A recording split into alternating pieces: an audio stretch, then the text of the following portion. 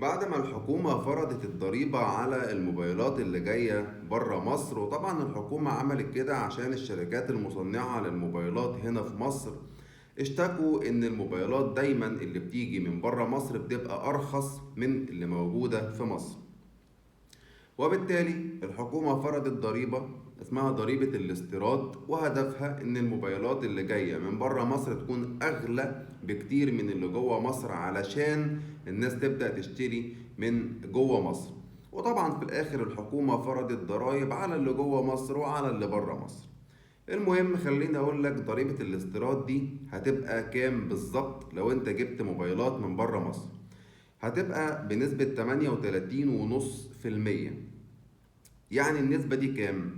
لو انت جبت موبايل سعره 30,000 جنيه هتدفع ضريبة 11,550 جنيه على الموبايل ده. لو جبت موبايل ب50,000 هتدفع 19,250. لو جبت موبايل ب60,000 هتدفع 23,100.